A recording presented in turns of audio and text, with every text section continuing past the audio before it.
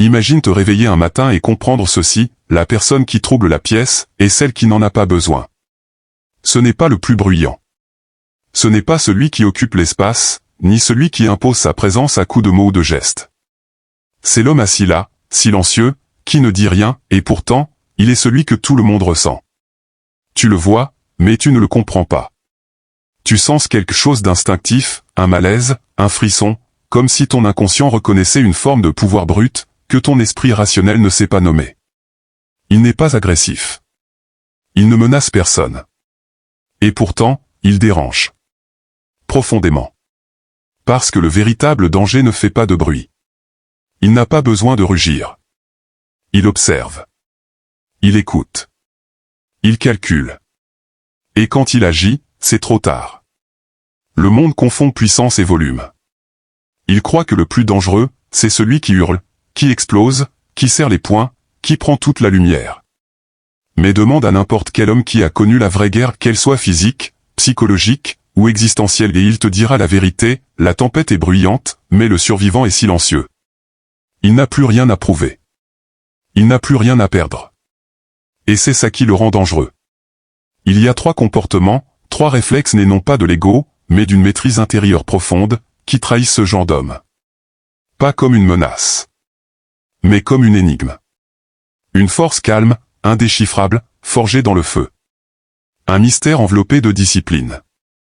Le premier, c'est cette capacité à rester calme alors que tout le monde s'attend à te voir craquer. On nous a appris à réagir. À répondre. À défendre notre nom. Si quelqu'un t'attaque, réplique. Si la vie te frappe, riposte. Si la peur s'infiltre, noie-la dans le bruit. Mais un jour, tu croises cet homme qui ne joue pas selon ses règles. Tu le provoques, il ne bouge pas. Tu le testes, il ne dit rien. Tu l'insultes, il te regarde simplement, sans cligner des yeux. Et soudain, tu sens que ce n'est pas de l'indifférence. C'est du pouvoir. Il ne cherche pas à gagner. Il n'a pas besoin de la victoire immédiate. Il a déjà gagné autre chose. Il a déjà survécu à des batailles dont tu n'imagines même pas l'existence.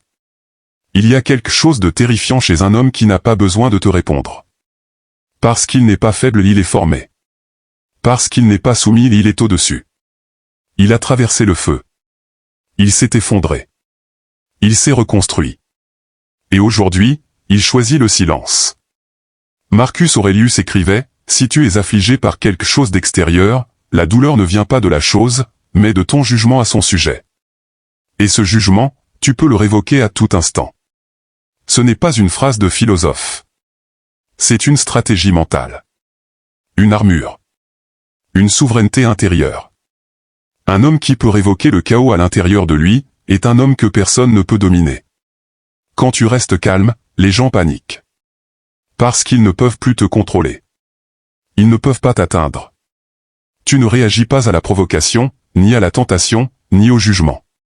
Tu as déjà regardé la peur dans les yeux, et tu n'as pas cligné.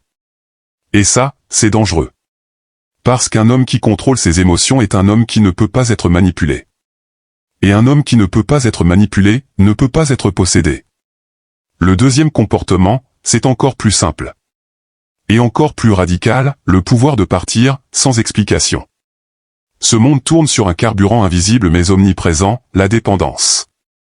La dépendance à l'attention. À l'approbation. Au regard de l'autre. Tout le monde veut être vu. Être reconnu. Être aimé. Même la douleur devient un prétexte pour exister. Mais il existe un homme, rare, presque incompréhensible, qui peut tout quitter. Sans faire de bruit. Sans drame. Sans discours. Il ne part pas par colère. Il ne cherche pas à faire mal. Il part parce que sa paix intérieure vaut plus que sa présence dans le chaos. Il ne fuit pas. Il choisit.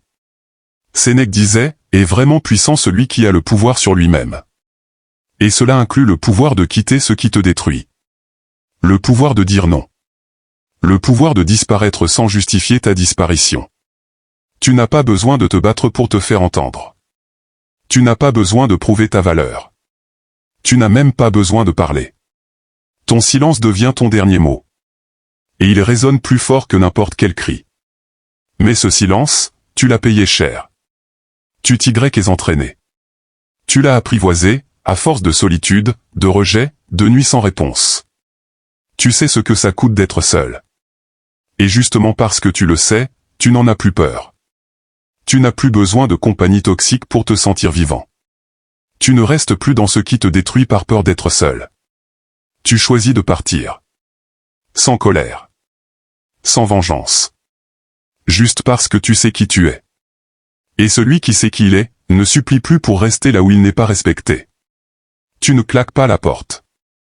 Tu ne fais pas de scène. Tu ne poses pas d'ultimatum.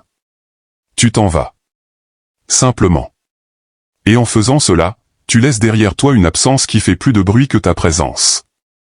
Tu deviens le genre d'homme qu'on ne peut plus culpabiliser. Qu'on ne peut plus supplier. Qu'on ne peut plus manipuler. Parce que tu ne joues plus le jeu. Tu ne cherches plus à être compris. Tu choisis de ne plus participer. Et ça, c'est la liberté la plus rare. Enfin, il y a le troisième comportement. Celui que personne ne voit venir. Et pourtant, c'est peut-être le plus redoutable, une mission intérieure, poursuivie sans bruit, sans gloire, sans besoin d'attention. Il existe une intensité silencieuse chez ceux qui bougent non pas pour être vus, mais parce que leur vie l'exige. Ils ne cherchent pas à impressionner. Ils ne cherchent pas à se justifier. Ils avancent. Chaque jour. Sans applaudissements. Sans projecteur. Sans validation. Ils n'ont pas besoin de montrer leur discipline. Ils ne filment pas leur souffrance. Ils ne se mettent pas en scène. Ils se lèvent. Ils agissent. Et ils disparaissent. Encore et encore. Comme une horloge interne qui bat selon sa propre loi. Cléantès écrivait, « Conduis-moi, au destin, et je te suivrai sans hésiter. » Ce n'est pas de la soumission. C'est de la clarté. Et cette clarté effraie. Parce qu'un homme qui suit sa propre loi, sans chercher à être reconnu, est un homme que personne ne peut arrêter. Il construit dans l'ombre. Il saigne en silence. Il se façonne pendant que le monde dort. Et quand le monde le remarque enfin, il est déjà trop tard. Il a déjà tout pris. Il ne reste plus rien à lui offrir. Il n'est pas en représentation. Il n'est pas là pour séduire. Il est réel. Et le réel, aujourd'hui, est rare. Et ce qui est rare, dérange. Le réel ne demande pas la permission d'exister. Il n'a pas besoin d'être validé pour avancer. Il n'est pas influencé par les modes, les likes, les opinions. Il suit un code interne. Une direction. Un appel que personne d'autre n'entend. Et c'est dans ce silence, dans cette discrétion, dans cette discipline invisible, que naît la vraie puissance. Ce genre d'homme est à part. Il ne domine pas les autres. Il s'est conquis lui-même. Il reste calme quand tout s'effondre. Il part quand tout le monde s'accroche. Il construit quand tout le monde consomme. Et il le fait non pas pour être admiré, mais parce qu'il le doit. Parce qu'il n'a plus besoin d'être aimé pour exister. Parce qu'il s'est trouvé dans la douleur. Et qu'il ne se trahira plus pour être accepté. Ces comportements ne sont pas appris dans les livres. Ils ne s'enseignent pas. Ils se forgent. Dans le feu. Dans la solitude. Dans la perte. Dans le silence. Tu ne les développes pas en lisant, mais en saignant. En tenant bon quand ton esprit te hurle de fuir. En gardant le silence quand ton ego te supplie de parler. En laissant mourir ton ancienne version, et en refusant de la ressusciter. C'est ainsi que naît un homme libre. Et un homme libre est la chose la plus dangereuse qui existe.